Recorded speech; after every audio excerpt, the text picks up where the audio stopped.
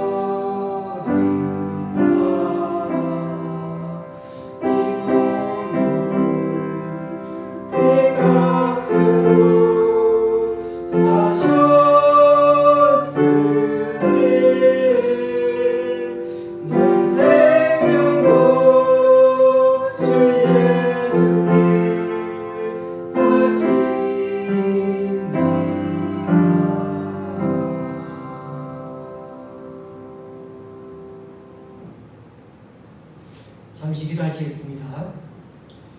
하나님, 오늘도 수요일을 맞아 하나님 앞에 예배하며 또 찬송하며 또 기도하며 나아갑니다.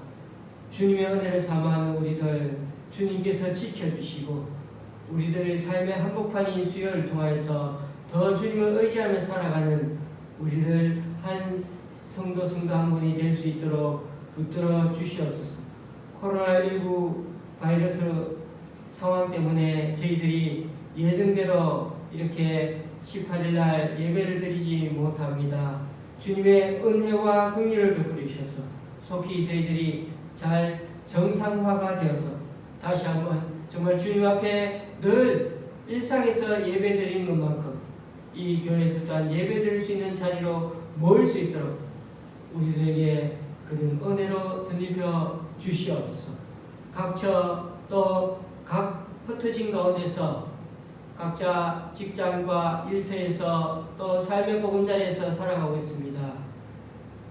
요즘은 건강의 안위를 위해서 기도하는데 주님 지켜주시고 우리 성도님들 한 분 한 분 이 경제와 또 가정의 여러 가지 상황들을 주님께서 일거수일투족 돌봐주셔서 우리를 지켜주실 뿐만 아니라 늘 하나님의 귀한 손과 발로 쓰임받는 우리들 각자가 될 수 있도록 주님 은혜 내려 주시옵소서.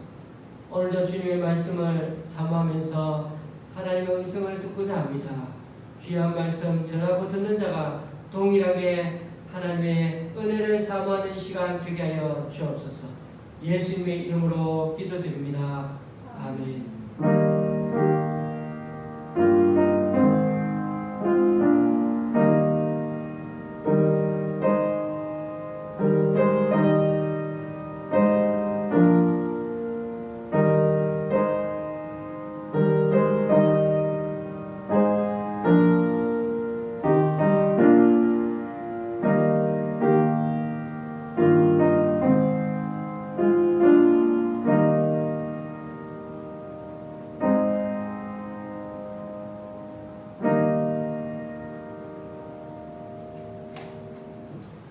오늘 우리에게 주시는 하나님 말씀은 이사야서 41장 14절에서 20절까지입니다. 이사야서 41장 14절에서 20절까지입니다. 제가 가지고 있는 구약 성경은 1015쪽입니다.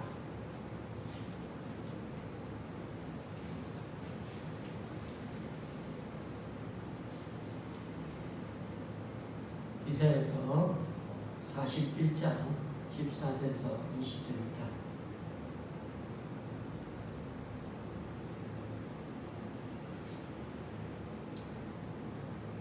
제가 대신 봉독하겠습니다. 버러지 같은 너 야곱아, 너희 이스라엘 사람들아 두려워하지 말라. 나 여호와가 말하노니 내가 너를 도울 것이라. 내 구속자는 이스라엘의 거룩한 이인이라. 보라, 내가 너를 이가 날카로운 새 타작기로 삼으니 내가 산들을 쳐서 부스러기를 만들 것이며 작은 산들을 겨같이 만들 것이라. 내가 그들을 까부른즉 바람이 그들을 날리겠고 겨울이 바람이 그들을 흩어버릴 것인데 너는 여호와로 말미암아 즐거워하겠고 이스라엘의 거룩한 이로 말미암아 자랑하리라. 가련하고 가난한 자가 물을 구하되 물이 없어서 갈증으로 그들의 혀가 마를 때에 나 여호와가 그들에게 응답하겠고 나 이스라엘의 하나님이 그들을 버리지 아니할 것이라. 내가 헐벗은 산에 강을 내며 골짜기 가운데에 샘이 나게 하며 광야가 못이 되게 하며 마른 땅이 샘 거머니 되게 할 것이며 내가 광야에는 백향목과 시띠나무와 화석류와 들감남나무를 심고 사막에는 잣나무와 소나무와 황량목을 함께 두리니 우리가 보고 여호와의 손이 지으신 바요 이스라엘의 거룩한 이가 이것을 창조하신 바인 줄 알며 함께 하리며 깨달으리라. 아멘.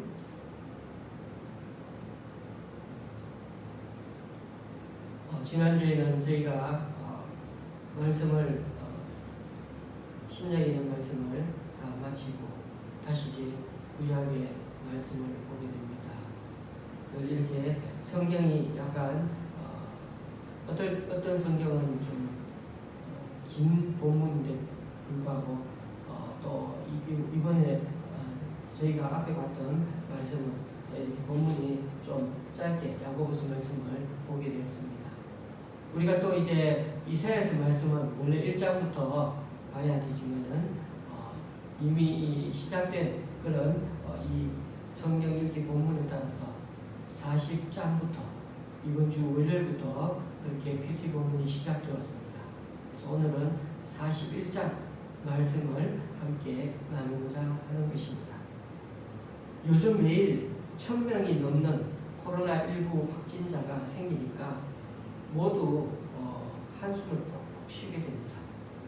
교우님들 얼마나 힘겨우십니까? 직장에 다니시거나 개인 회사나 사업을 경영하시는 분들은 더 많이 위기감을 느끼시리라 생각되는데 그렇지 않습니까? 지금 코로나 바이러스 변이가 점점 심해져서 영국에서 처음 그렇게 출현한 알파가 코로나 알파가 있었는데 남아프리카 공화국에서 베타 그리고 브라질에서 변이 된 감마에 이어 인도에서 델타 변이가 전 세계를 강타했지. 그런데 그래서 이번 인도에는 코로나 바이러스보다도 변이 바이러스에 감염된 사람들이 더 많이 나오는 현실이라고 합니다. 그런데 이번에 5번째 변이인 람다 변이가 페루에서 처음 발견되어서 그렇게 남미 지역 여러 나라들을 강타해서 벌써 29개국에서 그런 람다 변이 바이러스가 퍼졌다고 합니다. 알파, 베타, 감마, 델타, 람다 이게 다 그리스어 문자로 영어의 A, B, C, D, E에 해당되고요. 우리나라로 말하면 기역, 리은, 디귿, 리을, 미음 이런 것 같은 겁니다. 그러니까 변이 바이러스가 생성된 생성된 순서를 그렇게 말하는 거니까 벌써 5번째 바이러스 그리고 원래 코로나19 바이러스까지 합치면 6종류의 바이러스가 온 세계에 한꺼번에 지금 퍼져서 그렇게 온 나라가 이렇게 어떻게 대처해야 할지 우왕좌왕하고 있는 것입니다. 이처럼 코로나 바이러스 변이체가 자꾸만 나타나는 바람에 지금의 여러 가지 백신 종류들이 이 모든 변이 바이러스에까지 어느 정도 효과가 미치는지는 세계보건기구조차도 장담할 수 없다고 합니다. 지금은 정말 이 코로나19 바이러스 하나만 보더라도 예측 불허의 미래라고 아니할 수가 없습니다. 거기다가 지구 온난화 현상은 점점 더 심각해지고 있죠. 장마가 벌써 끝났다는 얘기도 있는데 장마가 끝났다는 것은 엄청난 폭염의 나날들이 계속 우리에게 남아있다는 말이고 그러면 전기 부족 현상이 발생할 가능성이 많고 또 태평양 바다가 그만큼 뜨거워지면 초대형 태풍이 점점 자주 우리나라를 강타하게 될 거라는 것입니다. 그리고 수산업의 종사자들에게도 엄청난 영향을 받게 되어서 많은 물고기와 어리들이 그렇게 폐사할 가능성이 불보듯 뻔합니다. 미국만 해도 동부 지역에는 메가톤급 태풍으로 난리가 나고 있고 서부 지역에는 54도 오늘은 보니까 56도까지 올라가는 바람에 거기다 건조해서 산불이 자연 발화해서 서울 면적 5배나 되는 지역도 순식간에 다 태워버렸다는 것입니다. 그러므로 교우님들 이 세상이 이처럼 불확실성이 늘어날 때일수록 우리 그리스도인들은 어떻게 해야 합니까? 마음의 중심을 바로 세워야 합니다. 교우 여러분, 지금까지 이 지구 위에 이루어진 역사를 생각해 보십시오. 역사를 이루어가는 것은 결코 사람의 힘과 지혜가 아닙니다. 권력도 아닙니다. 바람처럼 자유로운 하나님의 영이 역사를 만들어가고 계십니다. 바람은 약한 듯 보이지만 결코 약하지 않습니다. 봄바람이 불어 새싹들이 돋아나고 가을바람이 불어 잎들이 집니다. 하나님의 역사가 이와 같은 것입니다. 하나님의 영은 한 나라를 일으켜 세우기도 하고 무너뜨리기도 하시는 겁니다. 하나님의 영이야말로 생기의 근원이고 능력이 되십니다. 이런 상황에서 본문을 읽어보면 우리들의 상황 또한 가늠하는 데 도움이 됩니다. 당시 최대 강대국이었던 아수르 제국이 무너진 후에 중동의 패권은 다시 미디안과 바빌론으로 양분되었고 그러다가 다시 엘람의 소건국 왕이었던 그 고레스가 그 자리를 차지했습니다. 그는 마침내 거대한 페르시아 제국을 건설했습니다. 그러니까 이스라엘은 이 거대한 역사의 소용돌이 속에서 고래들 싸움에 새우 등이 터지는 격이 되었습니다. 그리고 바벨론의 포로로 잡혀가서 거기서 수십 년을 살아온 이스라엘 사람들의 마음에는 지울 수 없는 패배의식이 자리에 있었던 것입니다. 아무리 노력해도 결국에는 2등 시민 신세를 면할 수 없는 상황에서 그들은 너무나 억울해하고 울고 또 울으며 그렇게 바벨론에서 살았죠. 그래서 시편 137편에는 당시 그들의 고백이 기록되어 있지 않았습니까? 우리가 바벨론의 여러 강변 거기에서 시온을 기억하며 울었도다. 철학자 케르케고르가 말했죠. 절망은 죽음에 이르는 병이라고. 그렇습니다. 절망이 치유되지 않는 한 새로운 역사의 새벽은 오지 않습니다. 이때 오늘 말씀 14절에서 하나님은 이들을 향해 이렇게 말씀하고 부르십니다. 버러지 같은 너 야곱아, 너희 이스라엘 사람들아 두려워하지 말라. 나 여호와가 말하노니 내가 너를 도울 것이라. 내 구속자는 이스라엘의 거룩한 이인이라. 여기서 지렁이 혹은 버러지라고 하는 말, 벌레라는 표현은 이스라엘 백성들의 내면에 기있던 자기 비하의 심정을 반영하는 것입니다. 가끔 우리는 살면서 내가 아무것도 아니구나 하는 생각이 들어서 당황스러울 때가 있지 않습니까? 내가 없어도 세상은 아무 일 없다는 듯이 잘 돌아가고 나의 빈자리는 금방 누군가로 채워집니다. 이 세상의 인기나 권력 같은 것들은 거품처럼 허망하게 쓰러집니다. 이제 내년 대선이라고 여야 가릴 것 없이 이름값 하는 사람들이 다들 등장하고 있죠. 지금 세어보니까 한 20여 명 조금 더 있는 것 같습니다. 그런데 이보다 훨씬 더 많은 사람들이 지금 위기에 처한 대한민국을 구하겠다는 굳은 일념으로 선거에 나왔다. 그렇게 외치는 사람들이 한 명씩 더 등장할 것입니다. 그리고 지금보다 2~3배는 더 많게 우후죽순처럼 나올 것입니다.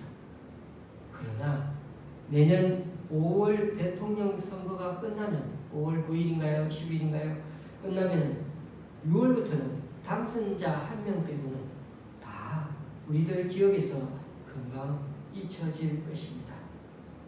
그게 인생인데 정치가들도 그렇고 우리들도 그렇고 때로는 이 세상의 것들을 붙잡고 살려갈 때가 참 많다는 것입니다. 그래서 세상의 것들을 많이 가지면 그렇게 막 어깨에 힘이 들어가지만 그 반대로 돈도 백도 없으면 절망스러워지고 또 움츠러듭니다. 허망해집니다. 그러나 그리스도인들의 삶은 아닙니다. 교훈입니다. 우리는 세상의 눈이 아니라 하나님의 시선으로 볼 수 있어야 하는 것입니다. 그렇습니다.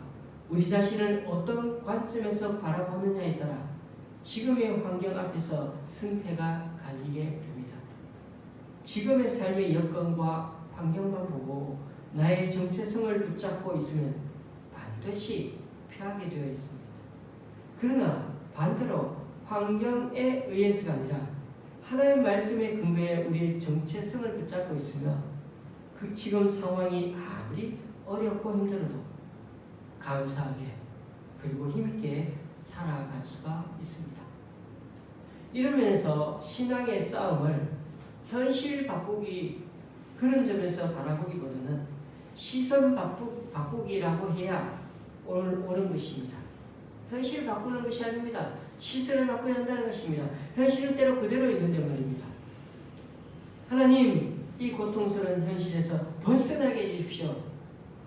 이런 기도가 이제는 하나님, 앞으로도 우리의 시선을 하나님께 두고 살겠습니다. 주님 도와주십시오.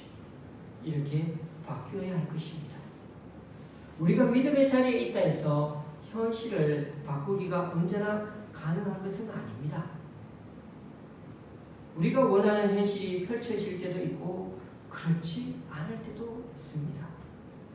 그러나 우리가 성숙한 믿음의 자리에 있으면 반드시 시선 바꾸기가 이루어지게 됩니다. 새로운 자의식을 가지게 되는 거죠. 새로운 눈으로 현실을 바라보게 됩니다. 그것을 통해 현실을 이끄는 힘을 공급받게 될 것입니다. 오늘 우리가 살펴보고 있는 41장에서는 하나님의 백성을 부르는 말이 여러 가지 사용되고 있습니다. 그 중에 가장 부정적인 뉘앙스의 표현은 아마도 조금 전에 읽은 버러지 같은 너 야곱아일 것입니다. 어떻게 보면 경멸적인 표현이라고 할 수 있습니다. 벌레 같은 인생아. 이러한 표현은 세상 사람들의 눈에 비친 당시 이스라엘 백성들의 모습이라고 할 수 있지 않습니까? 당시 세상 사람들의 눈에 비친 하나님의 백성은 초라하기 그지없습니다. 하나님을 믿는다고 요란을 떨었지만 결국 너희는 포로 민족에 지나지 않지 않니? 너희들은 벌레만도 못한 존재들이야. 2등, 3등 민족이야. 이렇게 세상은 말합니다. 그러나 하나님의 시선은 다르죠. 하나님까지도 이스라엘 백성을 이렇게 부르는 데는 이유가 있습니다. 버러지 같은 너 야곱아. 너희가 벌레 같은 인생이라고 해도 나는 너희와 함께 하겠다는 것입니다. 교우님들, 하나님이 함께 하시면 벌레 같은 인생도 멋지게 쓸 수 있다는 것입니다. 이게 바로 하나님의 시각입니다. 우리 하나님은 하나님의 백성을 버러지 같은 존재로 여기는 사람들을 오히려 부끄럽게 만들 수 있습니다. 그러니 세상이 뭐라고 생각하든지 두려워 말라고 말씀하십니다. 절대로 좌절해서는 안 된다 말씀하십니다. 결코 낙심해서는 안 된다고 말씀하십니다. 그렇습니다, 교우님들. 지금의 우리의 운명은 우리의 어떠한 모습에 달려있는 것이 아닙니다. 하나님이 우리와 함께 주실 수 있느냐가 관건입니다.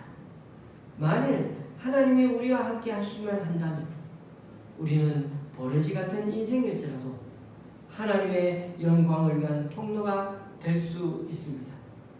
8절에 보시면 하나님은 이스라엘을 나의 것 아브라함의 자손아 이렇게 부르고 계시지 않습니까?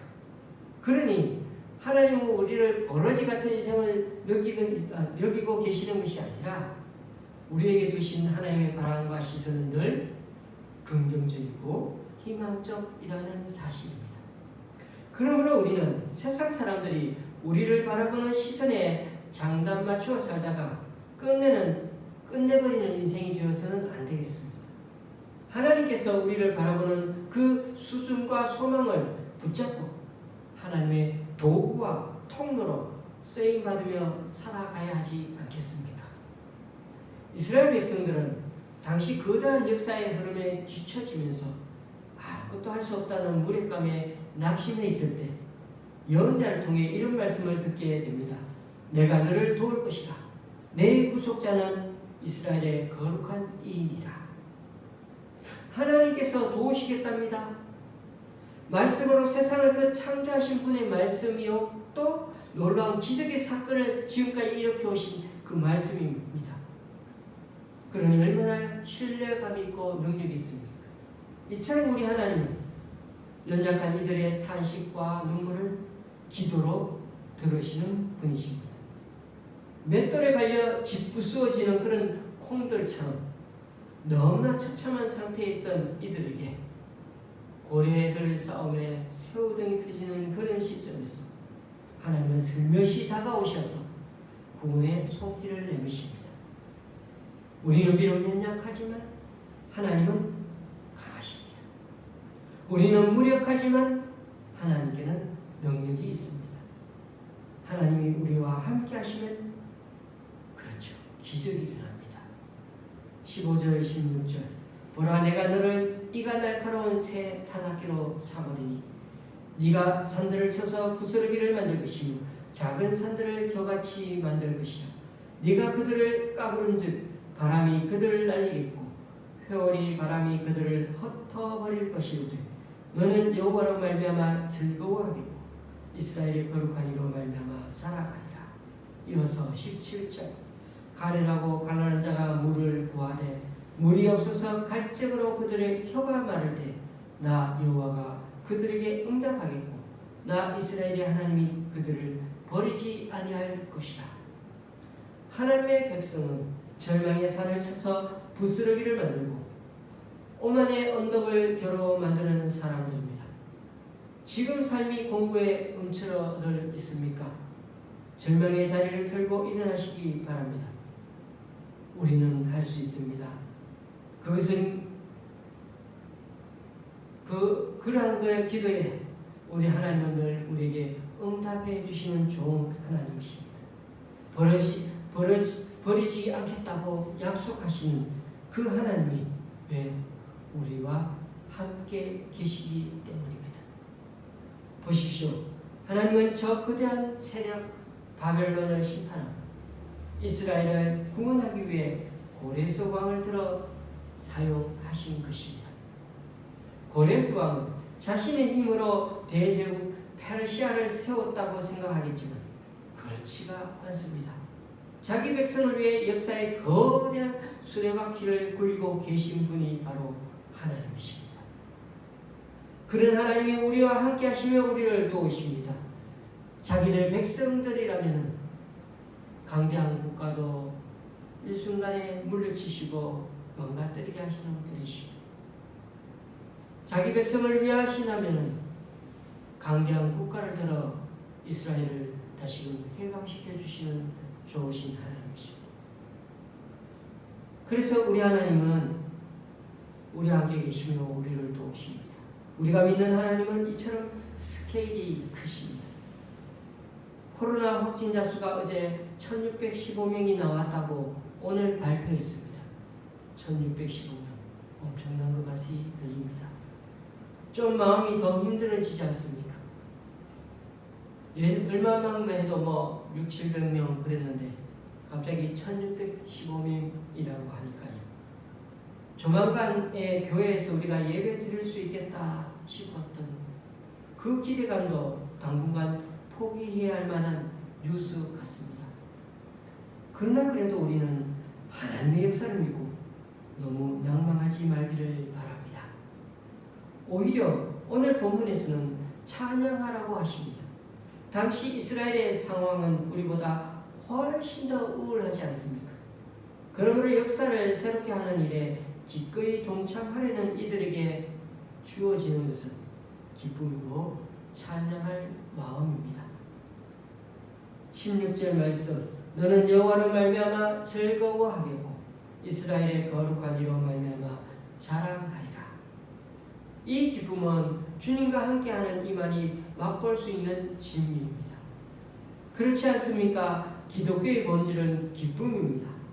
예수님은 제자들에게 사랑 안에 머물라고 말씀하시면서 내가 너희에게 이러한 말을 하는 것은 내 기쁨이 너희 안에 있게 하고 또 너희의 기쁨이 넘치게 하려는 것이라고 말씀하셨습니다. 사도 바울은 감옥에서 빌립보 교인들에게 편지를 써 보내면서 짐승이 제사 드릴 때 피 흘리며 죽는 것처럼 자신도 감옥에서 죽게 되더라도 기뻐하겠노라 그렇게 말하면서 그러니 여러분들도 나와 함께 기뻐하고 기뻐하라고 말씀했습니다. 이런 기쁨은 새 하늘과 새 땅을 이루시려는 하나님의 꿈에 사로잡힌 이들에게 주어진 어떻게 보면 하나님의 선물 같은 것입니다. 기쁘지 않을 것 같은데 기쁘고 감사하는 거죠. 잘 되어도 감사하고 기쁜 일이지만 세상 보기에 못 되어도 그래도 기뻐하며 사는 게 그리스도인의 삶이라는 것입니다. 그런 점에서 여러분은 이런 기쁨을 맛보셨는지? 기쁨이란 터져 나오는 것입니다. 싹이 터지고 꽃이 터져 나오듯 반석에서 물이 터져 나오고 죽을 몸에서 부활의 생명이 터져 나오듯 기쁨은 그렇게 우리에게 터져 나옵니다. 주위의 악인들이 우글거리고 비열한 자들이 오히려 높임을 받는 그런 세상에서 우리가 개혁하고 갱신하려는 그 주님의 뜻에 동참하는 사람들이라면 그런 자들에게는 이 세상에서 미움의 대상이 되고 박해를 받을 수도 있습니다. 하지만 그때야말로 우리가 하나님의 형상임을 절감하며 마음 깊은 곳에서 진정 기쁨을 맛보게 되는 것입니다. 누군가를 위해 나 자신을 내줄 수 있을 때 오히려 우리 마음의 슬픔과 우울함은 점점 줄어들게 마련입니다. 왜요? 주는 것이 받는 것보다 훨씬 더 복이기 때문입니다. 이것이 바로 신앙의 역설입니다. 하나님은 공경에 처한 백성에게 새 하늘과 새 땅의 꿈을 보여주십니다. 18절, 19절 말씀입니다. 내가 헐벗은 산에 강을 내며 골짜기 가운데에 샘이 나게 하며 광야가 못이 되게 하며 마른 땅이 샘 근원이 되게 할 것이며 내가 광야에는 백향목과 시띠나무와 화석류와 들감남나무를 심고 사막에는 잣나무와 소나무와 황량목을 함께 두리니. 물론 이 말씀은 황폐하게 변해버린 역사를 다시금 새롭게 하시려는 하나님의 꿈을 은유적으로 표현해 놓고 있습니다. 메마른 산처럼 광야처럼 마른 땅처럼 푸석푸석해진 그래서 불모의 땅처럼 변해버린 그 마음에서 그리고 척박한 역사 가운데서 다시 한번 주님의 샘물이 터져나오고 나무가 울창하게 자라나는 모습을 예언자는 이렇게 상상으로 떠올리면서 미래를 내다보고 있습니다. 이것은 참으로 역사에 대한 아름다운 비전이 아닙니까? 저와 여러분의 삶도 이렇게 한번 그려보시기 바랍니다. 나는 나이 70이 되고 80이 되었는데 뭐 그리 할 게 있다고. 나이는 문제가 되지 않습니다. 나를 들어 역사하시는 하나님을 바라보십시오. 하나님은 여러 가지 직장일로 바빠하는 우리를 통해서도 충분히 모든 것을 행하실 수 있는 분이십니다. 그러므로 기쁨과 찬양으로 하나님의 행하심에 동참하는 우리가 되어야겠습니다. 요즘 저희 집에 크고 작은 화분이 늘어나서 32개나 됩니다. 많습니까? 물론 이보다 훨씬 더 많은 꽃들을 사랑하며 기르시는 분들도 계시는 것을 저는 압니다. 어쨌든 화초를 심겨진 화분에서 뽑아서 다른 화분으로 옮기는 것 분간이 쉽지 않은 일 같습니다. 제가 옆에서 보니까요. 여기에 우리 집은 그렇게 하지 않았지만은 정식을 하려면 옮겨 심기에 적당한 크기의 화분을 먼저 구하고 그 아래다가 깔망을 깔아가지고 그 물 빠지는 구멍이 너무 크니까 거기에다가 물만 빠지게 하고 또 약간 큰 돌을 쭉 바닥에 깔아가지고 그 다음에 또 그 위에다가 마사토도 깔고 그리고 화초를 화분에서 잘 빼내어가지고 새 화분에다가 넣고 그리고 흙을 넣어 다시면 된다는 것입니다. 이렇게 분갈이 하는데도 여러 절차를 거쳐 정성이 들어가는데 심지어 한 민족이 뽑혀서 포로로 끌려갔다가 다시 원래대로 회복되어 가는 과정은 그리 쉽지 않은 일인 것입니다. 그러나 하나님께서 그렇게 하시겠다는 것입니다.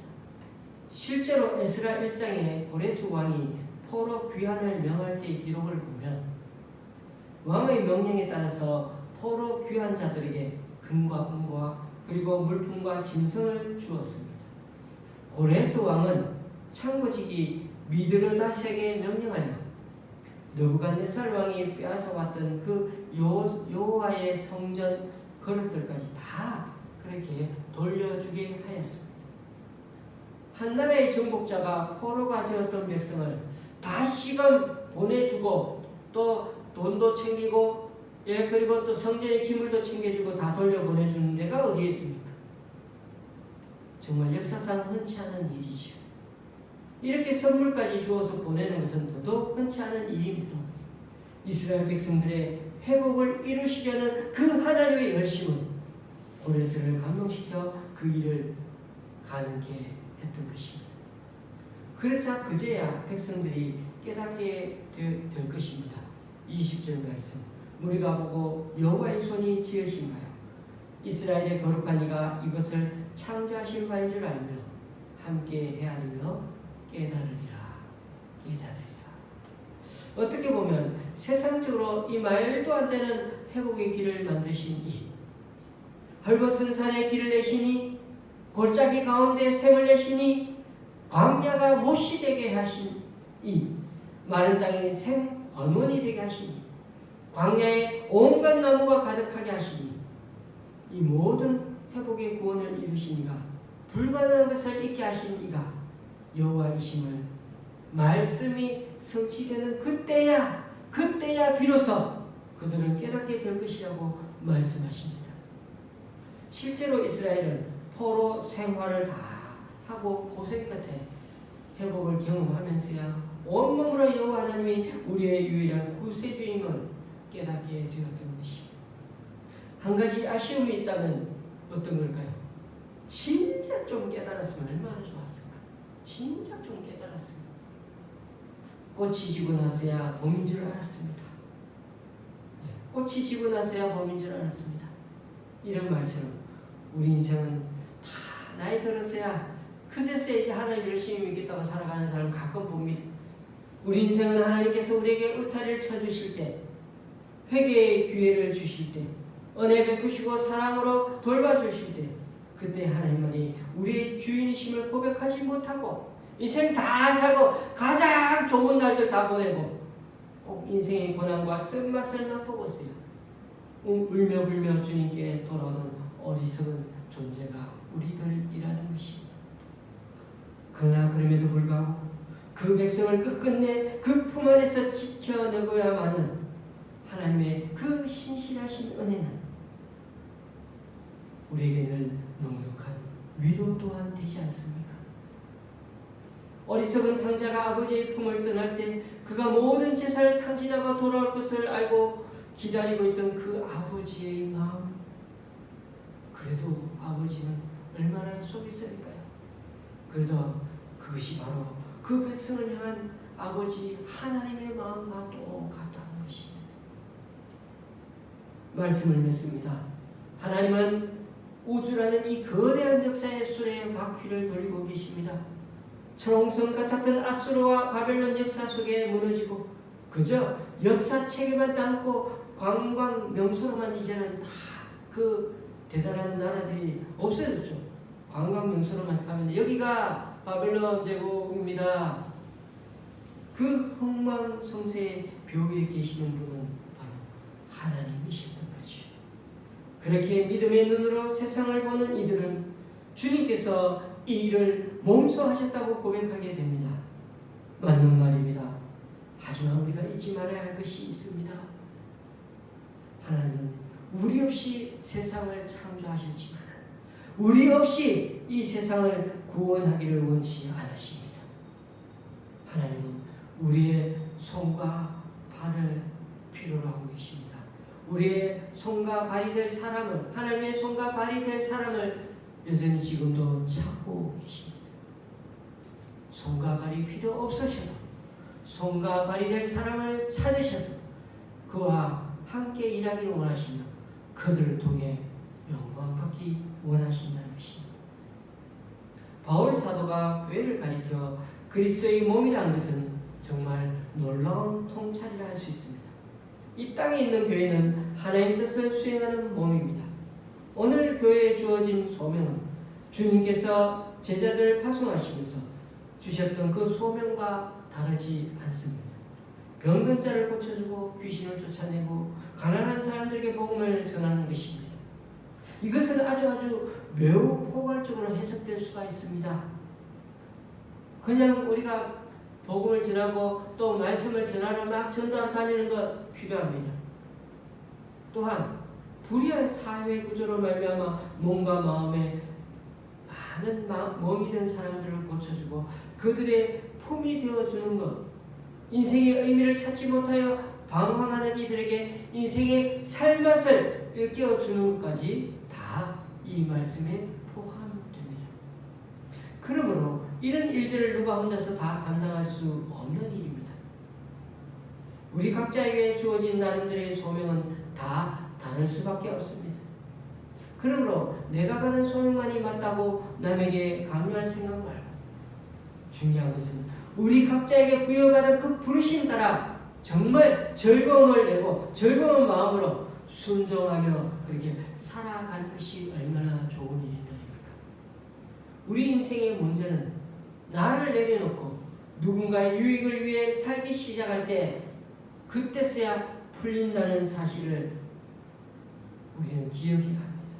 이것이야말로 그때야말로 우리는 진정한 선교와 복음을 전할 수 있는 길이 열리기 시작하는 것입니다. 교우님들, 제비 한 마리가 봄을 가져오는 것은 아니지만 오랜 겨울에 지친 사람들에게 봄이 멀지 않음을 일깨워 준 듯이 우리의 헌신이 비록 작지만 다른 이들의 가슴에 희망의 씨앗으로 떨어질 수만 있다면 그것만으로도 의미가 있고 가치 있는 일이 아니겠습니까? 그렇습니다. 우리들 삶이 힘겹다 해서 내가 너를 돕겠다, 내가 구원하겠다 하시는 그 주님의 약속 잊지 마시기 바랍니다. 우리를 새 하늘과 새 땅의 절경으로 삼으시는 주님께 감사함으로 늘 응답하면서 꿈을 품은 공동체 교회답게 앞으로도 새 하늘과 새 땅을 향한 그 순례의 여정을 기쁘고 감사하게 또 찬양하며 살아가는 저와 여러분의 남은 3일간의 삶이 되시길 바랍니다. 기도하시겠습니다.